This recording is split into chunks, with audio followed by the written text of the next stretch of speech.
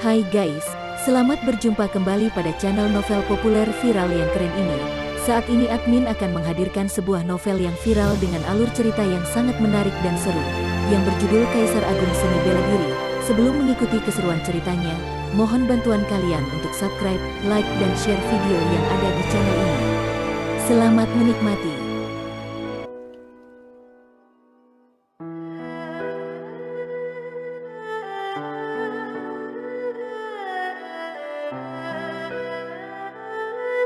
Kaisar Agung Seni Bela Diri, Bab 194, Pusaran Spasial. Kepala, seberapa banyak yang kamu ketahui tentang reruntuhan kuno ini? Tanya Luo Xiu yang mendadak melihat ke arah penguasa bela diri Yuan Cheng. Sekte Tarsuna merupakan salah satu kekuatan besar dari era kuno. Lantaran bencana yang terjadi lebih dari 50.000 tahun yang lalu, kekuatan kuno yang hebat ini menjadi musnah dalam debu sejarah.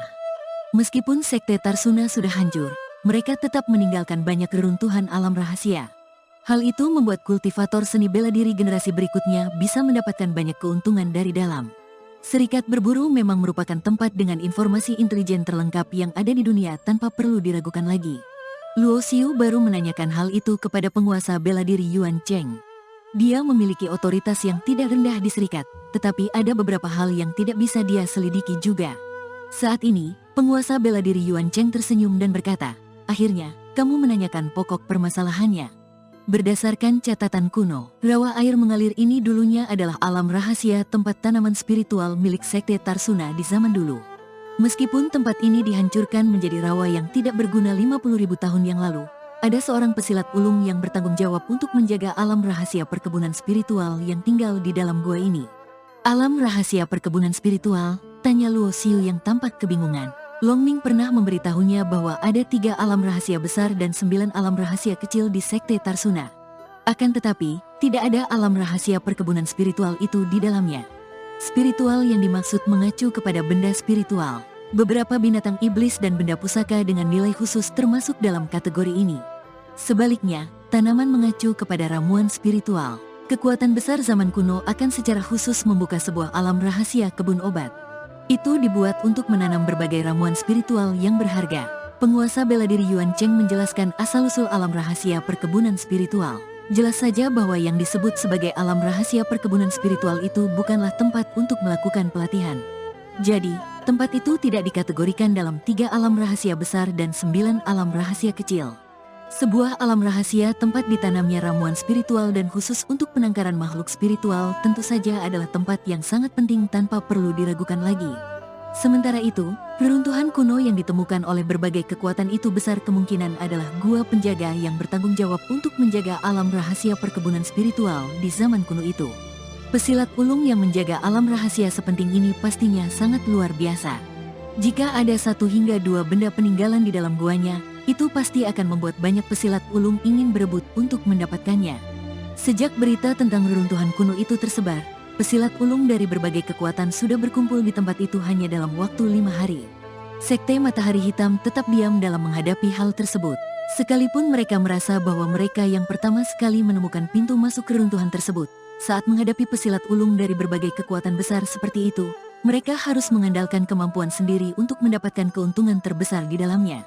Rawa yang menyebarkan bau busuk sudah dibelah dan dibekukan. Pusaran spasial berwarna hitam berputar seperti mulut binatang purba yang sedang memilih mangsanya. Para penguasa bela diri dan raja bela diri berkumpul bersama dan mengira bahwa pusaran spasial ini pasti merupakan pintu masuk reruntuhan tersebut. Akan tetapi, kekuatan mencekik di dalamnya sangat mencengangkan sehingga mereka harus memiliki teknik rahasia khusus. Jika dibuka secara paksa, itu membutuhkan kerjasama semua orang. 20 pesilat ulung tingkatan penguasa terbang di langit sambil menyebarkan aura di sekujur tubuh mereka. Hal ini membuat para raja bela diri yang hadir merasakan perasaan yang tertekan. Luo Xiu merasa ada banyak tatapan yang menatap tubuhnya. Kebanyakan dari mereka membawa niat membunuh yang tajam. Akan tetapi, Luo Xiu sama sekali tidak peduli. Selama ada penguasa bela diri Yuan Cheng, semua orang ini harus menimbang kemampuan mereka terlebih dahulu jika ingin menyentuh dirinya. Orang yang memimpin keluarga Fan dari keluarga kekaisaran tentu saja adalah paman yang merupakan penyuling pil tingkat 6 itu. Dia masih memiliki identitas yang lain, yakni kepala dari pusat persatuan master pil pemurnian yang ada di wilayah negara bagian Tanah Langit. Tentu saja, Terlepas dari identitasnya yang merupakan seorang penyuling pil tingkat 6, paman yang berasal dari keluarga Van ini juga memiliki basis kultivasi penguasa bela diri tingkat ketiga. Selain itu, ada juga kedua kepala dari Pusat Persatuan Ahli Sihir Formasi dan Persatuan Master Penempaan yang datang. Masing-masing dari mereka melepaskan aura kuat seorang pesilat ulung penguasa bela diri. Di antara 20 pesilat ulung penguasa bela diri ini, penguasa bela diri Yuan Cheng memiliki basis kultivasi tertinggi.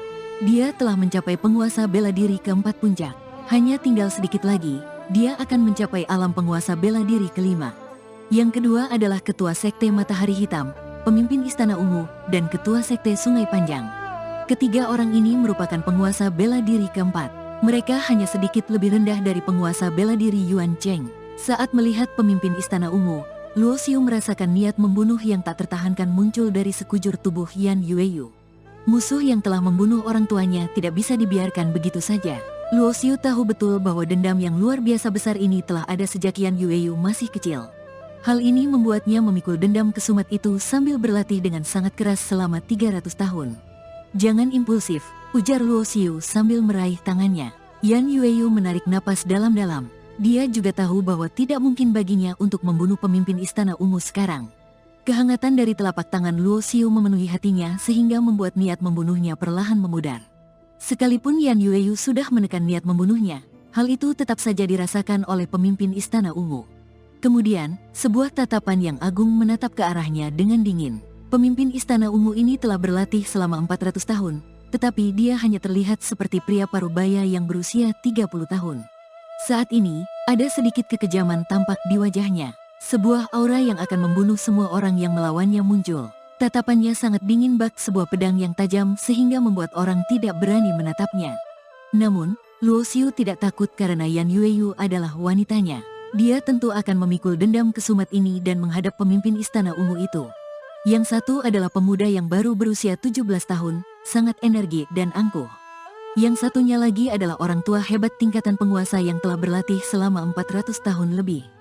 Dia memiliki basis kultivasi yang berlimpah dan memiliki posisi tinggi untuk waktu yang lama.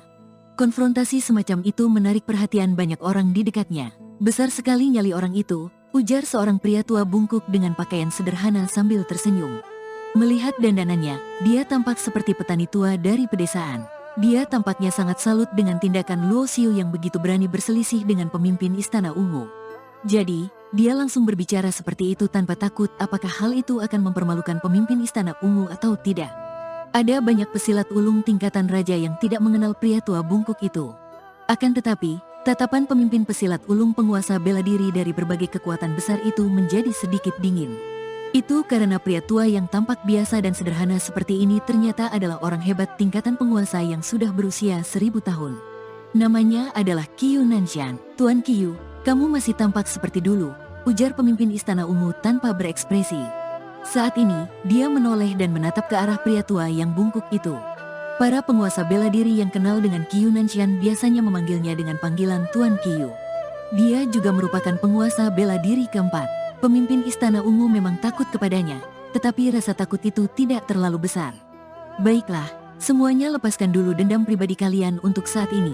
Pusaran spasial ini harus dibuka oleh para penguasa bela diri bersama-sama. Kurasa, enggak ada satupun dari kita yang mau buang-buang waktu di sini, kan? Ujar penguasa bela diri Yuan Cheng saat ini. Kepala Yuan Cheng benar, kalau bukan karena pusaran spasial ini enggak mudah dibuka, aku juga tidak akan menunggu kalian datang untuk berbagi keuntungan ini, ujar Ketua Sekte Matahari Hitam yang mengenakan topeng separuh wajah. Begitu melihat semua orang tidak keberatan, 20 pesilat ulung penguasa bela diri yang dipimpin oleh penguasa bela diri Yuan Cheng, pemimpin Istana Ungu, pemimpin Sekte Matahari Hitam, dan Ketua Sekte Sungai Panjang bersama-sama menurunkan tubuh. Kemudian, mereka mendekat ke arah pusaran spasial hitam di bawah rawa tersebut. Di sekitar pusaran spasial itu, ruang berubah menjadi sangat terdistorsi. Jika seorang pesilat tingkatan pemurnian ilahi mendekat dan tidak berhati-hati, dia akan dibunuh oleh ruang yang terdistorsi hingga hancur menjadi kabut darah. Namun, bagi semua ahli tingkatan penguasa, tingkat distorsi spasial ini tidak cukup untuk mengguncang vital sejati pelindung tubuh mereka. Semuanya, mari kita mulai, ujar penguasa bela diri Yuan Cheng dengan perlahan. Dia mengulurkan tangannya dan sebuah cahaya langsung bersinar. Kemudian, muncul sebuah kapak raksasa berwarna hijau. Di antara para kultivator seni bela diri, kebanyakan senjata yang digunakan adalah pedang dan tombak. Sangat sedikit orang yang menggunakan kapak. Umumnya, senjata berat yang sejenis ini hanya dipilih oleh kultivator seni bela diri pemurnian tubuh. Jelas saja, penguasa bela diri Yuan Cheng yang merupakan penanggung jawab pusat serikat berburu regional bukan hanya memiliki basis kultivasi yang mencapai penguasa bela diri keempat, tetapi juga seorang kultivator seni bela diri pemurnian tubuh. Saat ini, posisi 20 pesilat ulung penguasa bela diri ditentukan sesuai dengan tingkat basis kultivasi mereka. Orang yang berada di ranah penguasa bela diri keempat puncak hanya ada penguasa bela diri Bei Yuan Cheng. Orang yang sedikit lebih lemah darinya adalah pemimpin Istana Ungu, Ketua Sekte Matahari Hitam, Ketua Sekte Sungai Panjang, dan juga Tuan Qiyu berada di ranah tingkatan Raja keempat. Selanjutnya, ada 4 penguasa bela diri keempat yang terdiri dari Tetua Istana Ungu dan Sekte Sungai Panjang. Selain itu, ada juga paman dari keluarga Fan dan kepala persatuan master penempaan. Sementara itu, orang yang tersisa berada di ranah penguasa bela diri pertama dan kedua. Pesilat ulung penguasa bela diri yang sebanyak ini dianggap sudah merupakan seluruh pesilat ulung penguasa bela diri yang ada di negara bagian Tanah Langit. 20 orang terlihat sangat banyak, tetapi faktanya jika dibandingkan dengan wilayah yang luas ini, hanya ada 1 hingga 2 orang untuk setiap kekuatan besar. Pemimpin Istana Ungu mengulurkan kedua tangannya, lalu mengeluarkan sebuah tombak berwarna ungu keemasan. Ketua Sekte Matahari Hitam mengeluarkan sebilah pedang panjang berwarna keemasan. Sementara itu, senjata milik Tuan Qiyu sangatlah aneh, yaitu sepasang gong perunggu. Senjata perang yang dikeluarkan oleh para pesilat ulung penguasa bela diri ini juga sangat tidak biasa. Kebanyakan merupakan senjata dengan peringkat bumi menengah. Mulai, seiring dengan suara teriakan para pesilat ulung penguasa bela diri, satu persatu cahaya vital sejati dikeluarkan dan berubah menjadi berkas cahaya. Kemudian, berkas cahaya itu menghantam ke pusat dari pusaran spasial hitam di bawah. Baam, ledakan yang menggelegar bergema menembus langit dan bumi. Fluktuasi ledakan vital sejati menyapu ke segala arah sehingga membuat daerah di sekitar rawa menjadi menguap dan mengering. Berbagai jenis cahaya yang meledak ke segala arah membuat pemandangan yang sangat spektakuler. Bagaimanapun juga, ini adalah serangan gabungan dari 20 penguasa bela diri. Bahkan orang hebat yang sudah memasuki tingkatan pangeran bela diri juga tidak berani mengadangnya dengan mudah. Meskipun kekuatan serangan yang besar seperti ini sudah memasuki pusat dari pusaran spasial, terlihat hanya ada sedikit retakan yang sangat tidak mencolok.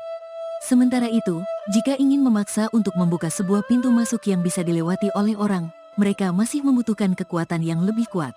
Semuanya, sekarang jangan sembunyikan lagi kekuatanmu.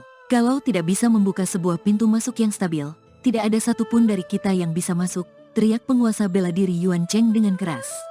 Begitu dia selesai berbicara, ada banyak fluktuasi vital sejati di tubuh pesilat penguasa bela diri yang mendadak berubah menjadi makin kuat. Putaran serangan yang lebih kuat dibandingkan sebelumnya meledak. Dengan serangan yang tanpa henti tersebut, pusaran spasial berwarna hitam itu akhirnya mencapai sebuah titik kritis tertentu. Retakan pada bagian tengahnya berangsur-angsur membesar. Terakhir, sebuah lorong berwarna abu-abu dengan tinggi 1 manusia terbentuk. Seluruh pesilat ulung penguasa bela diri menyimpan kembali vital sejati mereka. Setelah menunggu untuk sesaat, mereka baru menghela napas lega ketika melihat jalan yang terbentuk di ruang abu-abu tidak memiliki tanda akan kembali tertutup. Aku akan coba cari tahu apakah saluran ruang ini aman atau tidak. Kepala Pusat Serikat Teknik Formasi, Wei Haoran, melambaikan tangannya. Kemudian, sebuah cahaya bersinar dan muncul di sisinya. Ini merupakan sebuah boneka berbentuk manusia dengan pola aksara formasi yang tidak terhitung jumlahnya di seluruh tubuhnya. Benda seperti boneka ini sangat jarang terlihat di antara kultivator seni bela diri tingkatan rendah. Sebab, seorang master formasi yang telah mencapai tingkat kelima ke atas juga harus menghabiskan waktu, tenaga, dan bahan yang besar untuk menyempurnakan sebuah boneka. Boneka dengan kekuatan yang lemah tidak akan berguna jika disempurnakan. Sebaliknya, boneka dengan kekuatan yang kuat memiliki harga yang sangat tinggi. Benda seperti boneka ini juga merupakan barang mewah di antara kultivator seni bela diri tingkat tinggi. Boneka yang dipanggil oleh Master Wei Haoran ini memancarkan cahaya keemasan di sekujur tubuhnya. Sepasang mata berwarna merah yang tampak seperti robot tanpa ada emosi sedikitpun itu menatap ke depan dengan tatapan yang dingin. Boneka itu memakai 1 set baju perang peringkat bumi di tubuhnya. Selain itu, aura yang mengalir di tubuhnya setingkat dengan tingkatan penguasa. Pergi periksa, Master Wei Haoran menunjuk lorong abu-abu di tengah pusaran spasial. Kemudian, boneka berbentuk manusia itu langsung menerjang ke depan tanpa ragu sedikitpun dan masuk ke dalam lorong abu-abu itu. Tak lama kemudian, boneka itu keluar dari lorong abu-abu lagi tanpa cedera sedikit pun. Seharusnya, lorong masuk ini tidak bermasalah. Pengaruh kekuatan ruang di lorong ini juga tidak besar. Pesilat dengan basis kultivasi level ke-7 tingkatan pemurnian ilahi ke atas seharusnya bisa menahannya, ujar Master Wei Haoran kepada penguasa bela diri yang lain. Ada banyak penguasa bela diri yang tampak sangat iri ketika melihat boneka logam yang berdiri di samping Master Wei Haoran. Sebab, itu adalah sebuah boneka tingkatan penguasa. Ditambah lagi, Master Wei Haoran juga memiliki basis kultivasi penguasa bela diri ketiga dan juga memiliki teknik membuat formasi. Bahkan, jika dibandingkan dengan penguasa bela diri Yuan Cheng, kekuatan bela dirinya yang sesungguhnya tidak jauh berbeda. Apalagi, jika dia membuat formasi terlebih dahulu, penguasa bela diri Yuan Cheng juga mungkin akan dikalahkan olehnya.